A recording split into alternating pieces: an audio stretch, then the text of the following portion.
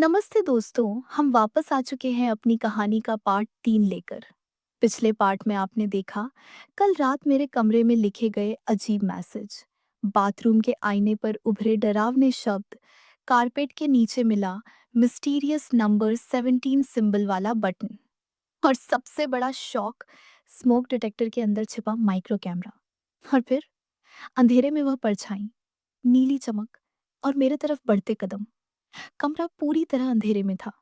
मेरी सांसें तेज, अनियमित, टूटती हुई। ठक, ठक, ठक। वो कदमों की आवाज़ अब बिल्कुल करीब, इतनी करीब कि उसके और मेरे बीच सिर्फ 2-3 कदम की दूरी महसूस हो रही थी। मैं खुद को पीछे खिसकाने की कोशिश कर रही थी, पर कमरे में जगह ही कितनी थी। मेरा हाथ टेबल के कोने से टकराया और मैंने उसे पकड़कर खुद को उठाया। अचानक कदम रुक गए। पूरी चुप्पी। अंधेरे में मेरी धड़कनें ही एकमात्र साउंड ट्रैक थी। मैंने हल्के से फुसफुसाया, क कौन है? कोई जवाब नहीं। सिर्फ एक भारी सीली हवा मेरे चेहरे से टकराई, जैसे कोई बहुत पास खड़ा हो। मैंने कांपते हुए हाथ से फोन को तलाशा। मुझे लगा कहीं वहीं गिरा होगा जहां मैं गिरी थी। तभी अंधेरे में एक अजीब हौले से चटकने जैसी आवाज आई, जैसे कोई उंगलियां छुटकी की तरह क्लिक करे। और उसी पल कमरे की लाइट एकदम से फ्लैश होकर ऑन हो गई। मैंने आंखें ढक लीं। जब मैंने धीरे से आंखें खोलीं, कमरा खाली था। वो परछाई, वो अस्तित्व, वो आंखें, कुछ भी नहीं। मैं उठी, खुद को संभाला और कमरे का दरवाजा खोलकर बाहर भागी। हॉलवे में ठंडी हवा थी, पर डर से ज्यादा दिल में गुस्सा था। कौन खेल रहा है मेरे साथ? मैंने गेस्ट हाउस के रिसेप्शन की ओर तेजी से कदम बढ़ाए। रिसेप्शन पर एक छोटी टेबल लाइट जल रही थी। मैडम रोहिणी वहां नहीं थी। दीवार पर टंगी घड़ी 3:02 का समय टाइम दिखा रही थी।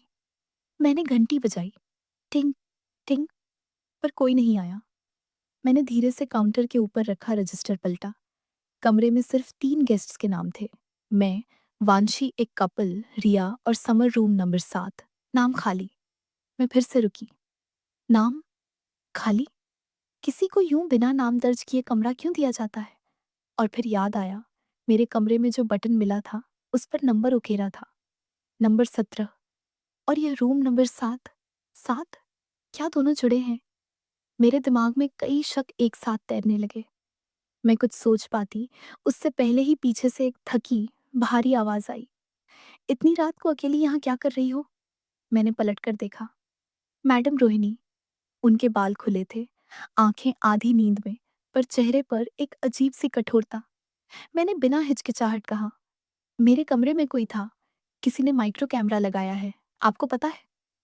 उन्होंने भौं सिकोड़ते हुए कहा, क्या? ये यहाँ कैसे? उनकी आवाज जेन्युइन लग रही थी, पर मेरे मन में पहले ही डाउट था। वही मैसेज, डोंट ट्रस्ट रोहिणी। मैंने उन्हें ध्यान से देखा।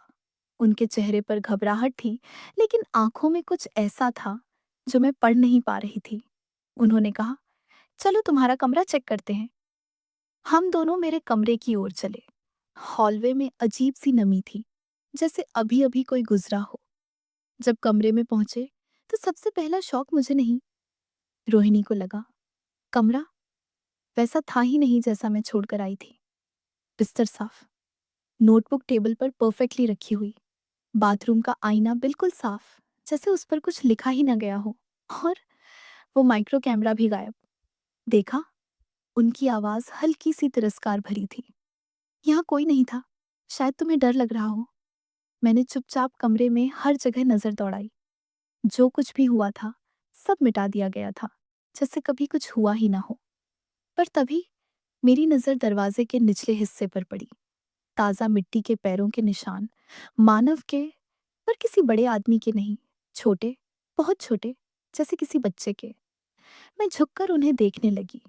रोहिणी ने पूछा, क्या देख रही हो? मैंने बिना ऊपर देखे कहा, ये फ्रेश है। किसी ने अभी अभी कमरे में आकर सब साफ किया है। रोहिणी चुप, अजीब चुप। फिर उन्होंने धीमे से कहा, इस तरफ कोई बच्चा नहीं रहता। मैंने उन्हें घूर कर देखा, पर उनके चेहरे पर सिर्फ सन्नाटा था। अचानक हॉलवे में किसी के दौड़ने की आवाज आई। ठक ठक ठक ठक, छोटे तेज कदमों की आवाज। मैं और रोहिणी दोनों कमरे से बाहर निकले। दौड़ते कदम सीढ़ियों की तरफ गए थे। हम उनके पीछे भागे। सीढ़ियां नीचे बेसमेंट की तरफ जाती थीं। जैसे ही हम नीचे पहुंचे, हमें बेसमेंट का लकड़ी का दरवाजा थोड़ा सा खुला मिला। अंदर से ठंडी हवा आ रही थी और एक धीमी सी फुसफुसाहट। मैंने दरवाजा पूरा खोला। बेसमेंट की दीवारों पर पुराने पोस्टर्स, टूटे फर्नीचर और नमी की बदबू थी। पर वहां एक चीज थी जिसने मेरी सांस रोक दी।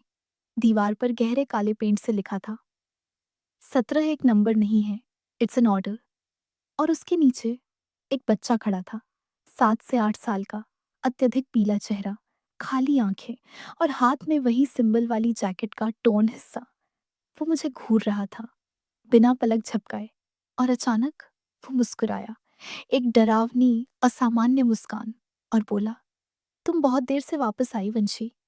मैं पीछे हट गई। रोहिणी ने सांस रोक ली। फिर बच्चा फुसफुसाया, वो तुम्हें ढूंढ रहा है। बच्चे की आंखें अचानक चमक उठी, उसी नीले रंग में जैसी उजाला मैंने रात को कमरे में देखा था।